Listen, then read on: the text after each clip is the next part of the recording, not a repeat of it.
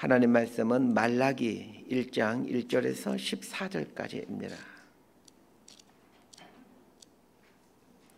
말라기서 1장 1절에서 14절까지 말씀 번갈아 가며 읽습니다. 제가 먼저 읽겠습니다. 말라기서 1장 1절에서 14절입니다. 여호와께서 말라기를 통하여 이스라엘에게 말씀하신 경고라. 여호와께서 이르시되 내가 너희를 사랑하였노라 하나 너희는 이르기를 주께서 어떻게 우리를 사랑하셨나이까 하는도다. 나 여호와가 말하노라. 에서는 야곱의 형이 아니냐. 그러나 내가 야곱을 사랑하였고 에서는 미워하였으며 그의 산들을 황폐하게 하였고 그의 산업을 광야의 이리들에게 넘겼느니라. 에돔은 말하기를 우리가 무너뜨림을 당하였으나 황폐된 곳을 다시 쌓으리라 하거니와 나 만군의 여호와는 이르노라.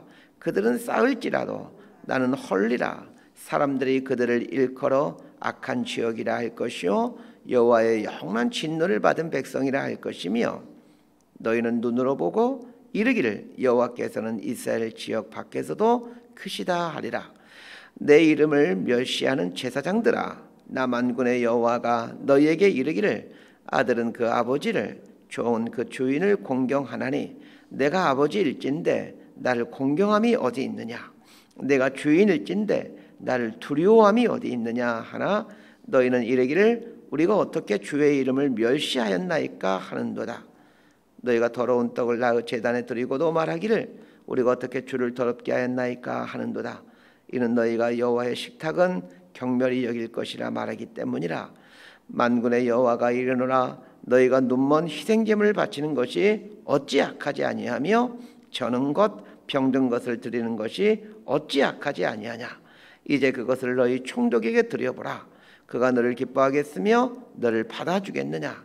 만군의 여호와가 이르노라. 너희는 하나님께 은혜를 구하면서 우리를 불쌍히 여기소서 하여 보라. 너희가 이같이 행하였으니 내가 너희 중 하나인들 받겠느냐. 만군의 여호와가 이르노라. 너희가 내 제단 위에 헛되이 불사르지 못하게 하기 위하여 너희 중에 성전문을 닫을 자가 있었으면 좋겠도다.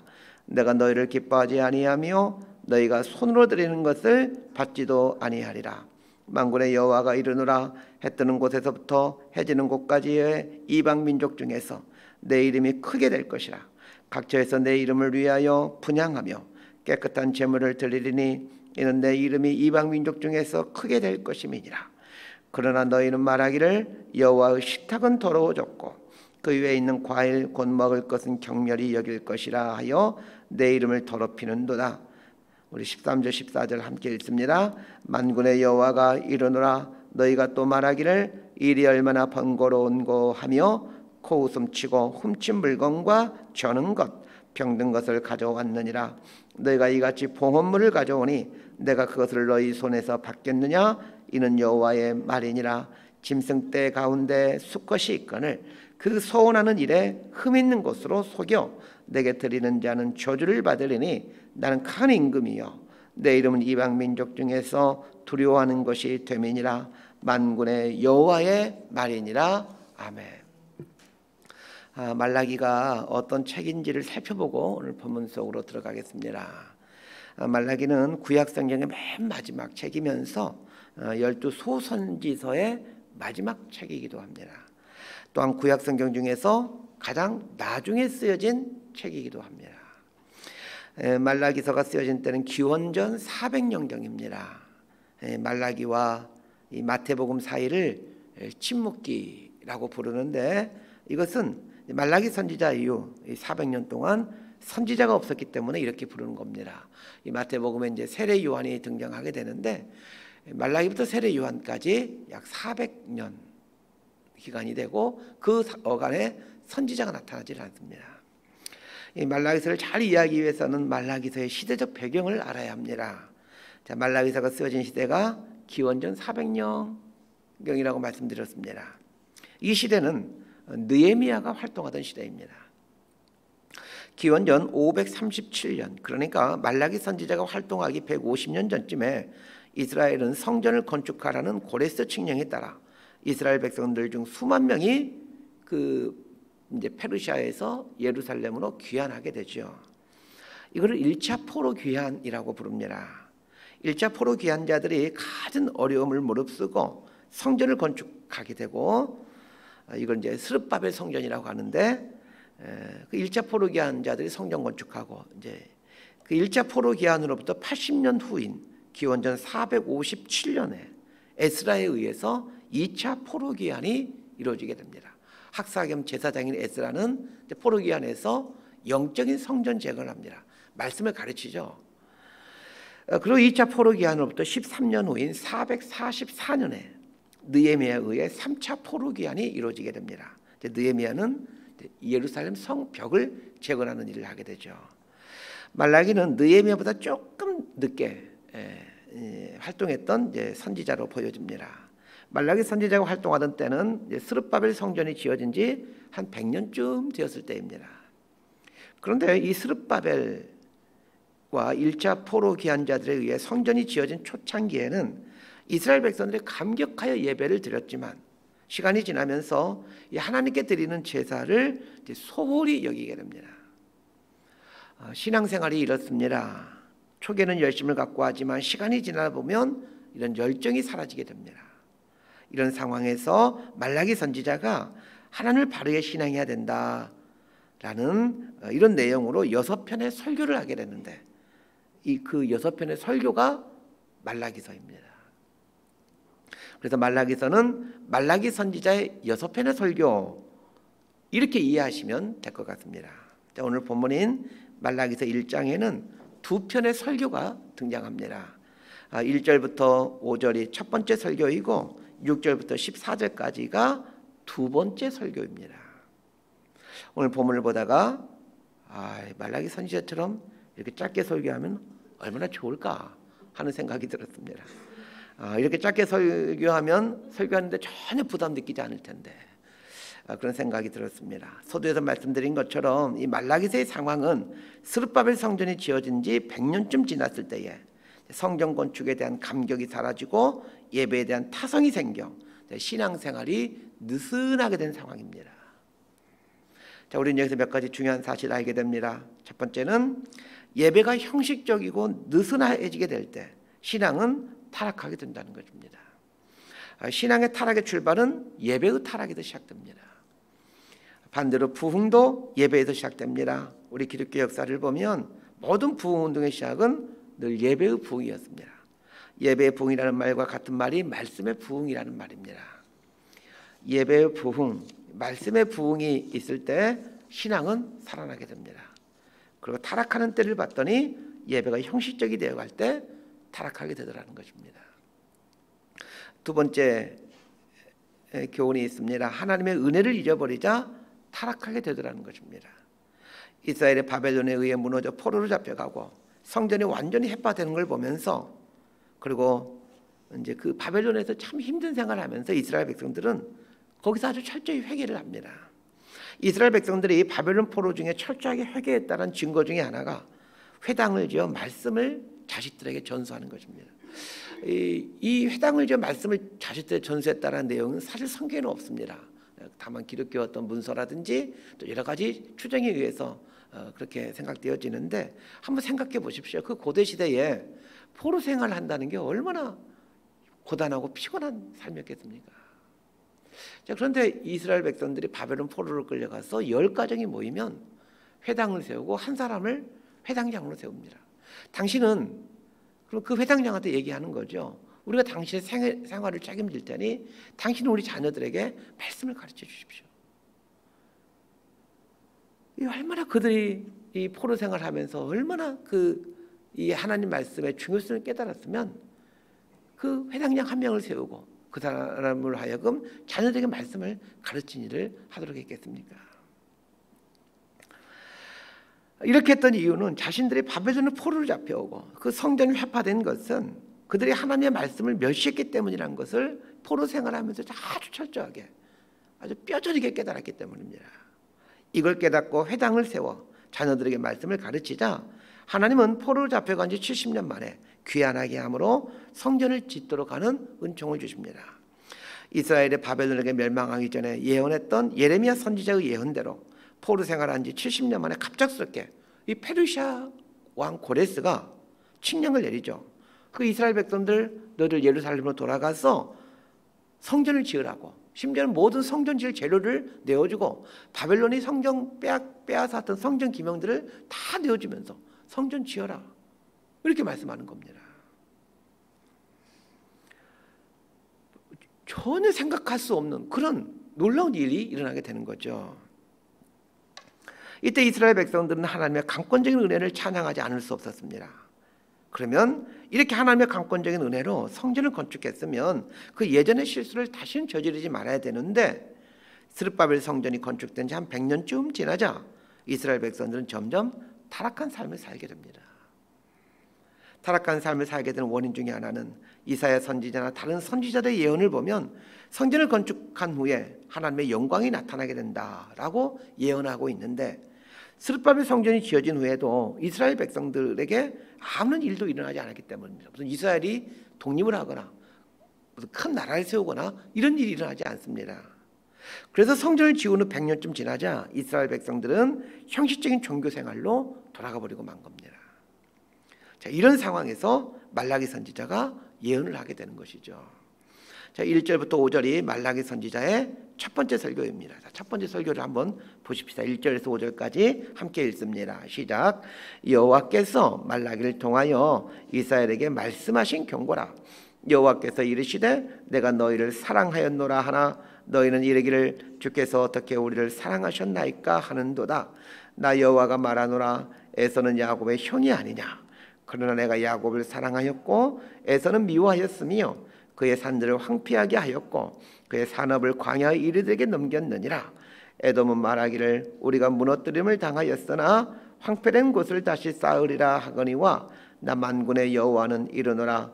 그들은 쌓을지라도 나는 헐리라. 사람들이 그들을 일컬어 악한 지역이라 할 것이요 여호와의 영원한 진노를 받은 백성이라 할 것이며 너희는 눈으로 보고 이르기를 여호와께서는 이스라엘 지역 밖에서도 크시다 하리라. 자, 말라기 선지자의 첫 번째 설교는 이스라엘 백성들의 질문에서 시작됩니다. 구약 성경은 하나님께서 이스라엘 백성들을 끔찍히도 사랑하신다는 것을 누누이 말해주고 있습니다. 그 작고 작은 민족인 이스라엘 선택하셨다. 그 민족들을 애굽에서 이끌어내셨다. 등등 이 이스라엘 백성들을 사랑하신다라는 그런 내용들로 가득 차 있습니다. 자, 이 말씀에 대해 이스라엘 백성들은 이런 질문을 던집니다. 2절 하반절을 보면 이런 내용이 나오죠. 주께서 어떻게 우리를 사랑하셨나이까. 자, 이 말을 의역하면 하나님이 우리를 사랑하신다라고 말씀하시는데 도대체 무엇을 어떻게 사랑하신 것입니까? 이런 뜻입니다. 하나님은 이스라엘 백성들을 사랑하신다고 하는데 이스라엘 백성들은 그 하나님의 사랑이 그 피부로 느껴지지가 않는 것입니다. 하나님 우리한테 뭐 해주신 게 뭐 있는데 이런 거예요. 이에 대해서 하나님 이렇게 말씀하십니다. 에서가 야곱의 형이지 않느냐. 에서가 장자였지만 장자의 후손인 에돔은 철저하게 심판당한 것을 알고 있지 않느냐. 너희들 역시 에돔처럼 똑같은 악한 일을 저질러 왔지만 그러나 너희들에게는 바벨론 포로에서 돌아오게 하고 성전도 건축하게 하지 않았느냐 라고 말씀하십니다. 에돔이 악하게 살았기에 하나님께서 심판하셨는데 만약 에돔에게 대하신 것처럼 그렇게 이스라엘을 대했다라면 이스라엘 역시 심판을 받아 멸절했을 것입니다.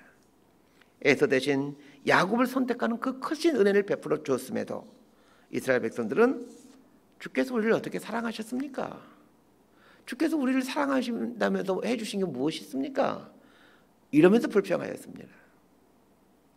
이건 우리들도 종종 저지르는 실수이기도 합니다. 하나님께서 베푸신 사랑이 한없이 크지만 정작 우리들은 왜 나에게는 복도 주지 않고 은혜를 주지 않습니까? 불평하곤 합니다.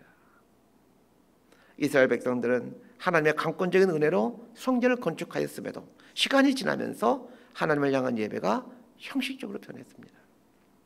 하나님의 사랑을 인정하지 못하고 베푸신 은혜를 감사하지 못할 때 우리들의 예배는 형식적이게 되고 아주 종교적이게 됩니다.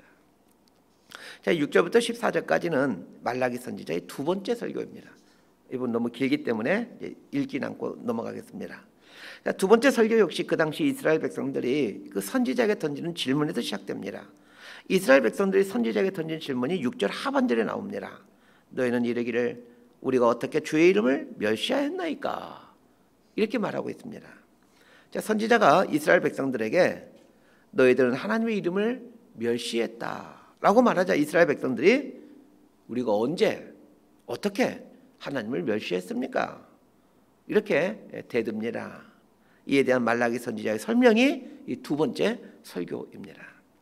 말라기 선지자의 두 번째 설교를 듣다 보면 이스라엘 백성들이 예배를 드리지 않았다거나 혹은 예배 의식을 게을리했던 것은 아닌 것으로 보여집니다.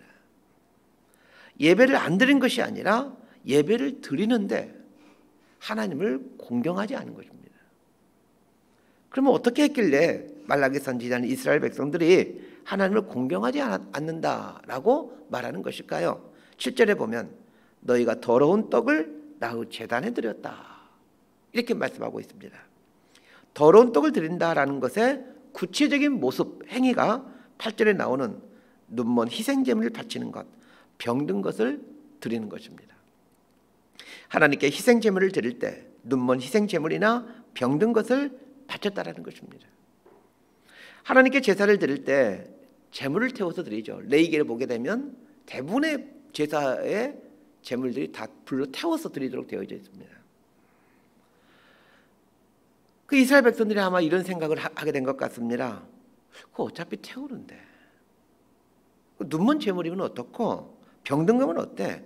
어차피 태우는데 어차피 태워서 드리는 거 그거 다 하나님이 드시는 것도 아닌데 그거 뭐 병든 거 드리면 어떠고 눈먼 거 드리면 어떠냐 이렇게 생각했다는 겁니다. 이스라엘 백성의 이러한 생각이 한편으로 맞는 말 같기도 합니다. 재물을 죽여서 다 태우게 되는데 태우면 다 사라지게 되는데 흠이 있는 재물을 바친들 다 태워지기에 아무런 문제가 없다라고 생각했던 것입니다. 그러나 하나님이 보시는 것은 그 재물이 아니라 마음의 중심입니다.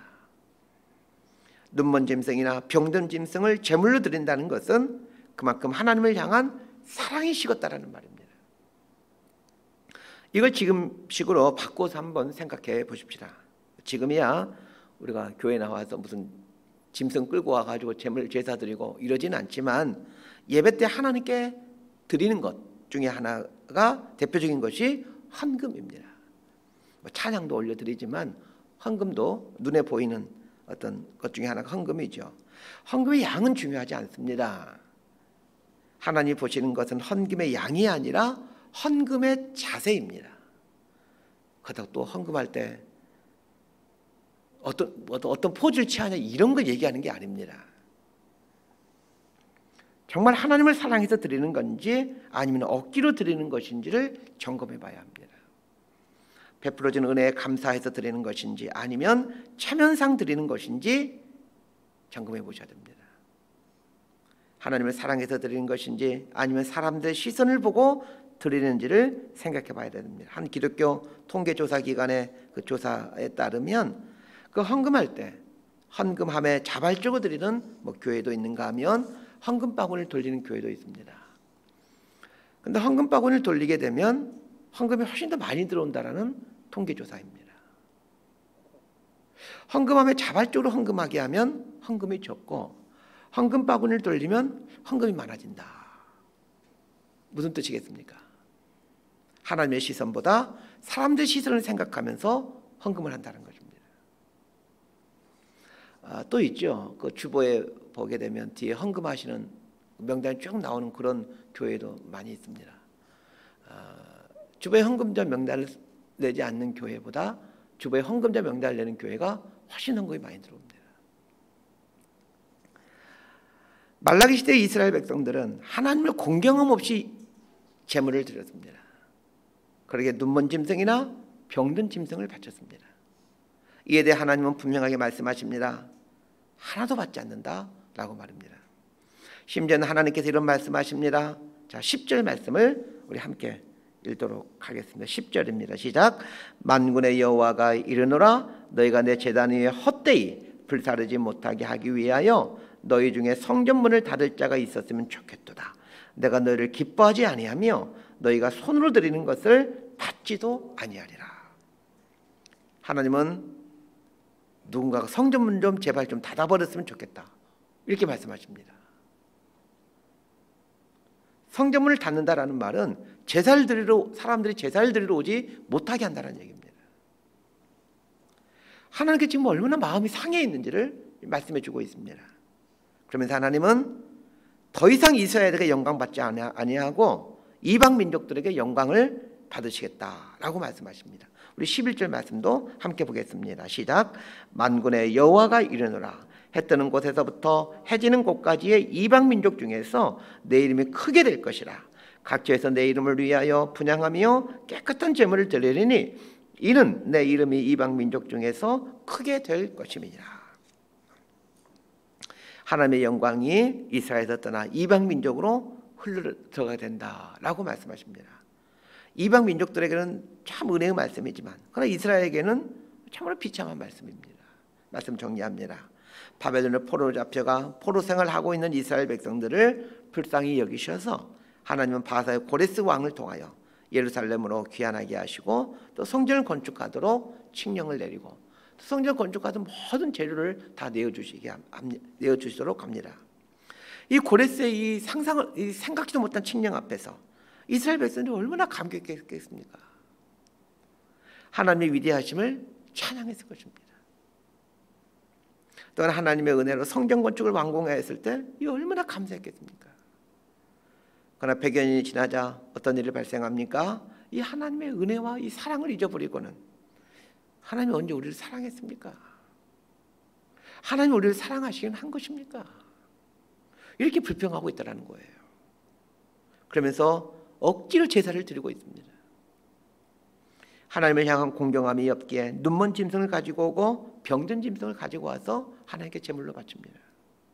이러한 이스라엘 백성들의 신앙생활 앞에서 하나님은 하나님의 영광을 이방으로 흘러보내겠다라고 말씀하십니다. 그리고 정말로 400년 동안 아무런 말씀을 들려주지 않습니다. 이 시기를 서두에 말씀드린 것처럼 침묵기라고 부릅니다. 하나님의 말씀이 사라진 침묵기가 오게 된 이유는 이스라엘 백성들의 마음이 하나님에게서 떠났기 때문입니다. 마찬가지입니다. 우리들의 삶에서 우리들 마음이 하나님에게 떠나게 되면 비록 주일마다 와서 예배를 드리지만 그 하나님의 말씀이 우리 삶에 들리지 않게 됩니다. 말라기 선지자의 이 말씀 앞에서 우리의 신앙생활을 돌아봤으면 좋겠습니다. 그리고 하나님을 진실로 경외하고 사랑했으면 좋겠습니다. 하나님을 경외하고 사랑하며 살아갈 때 하나님은 계속해서 당신의 말씀을 들려주십니다.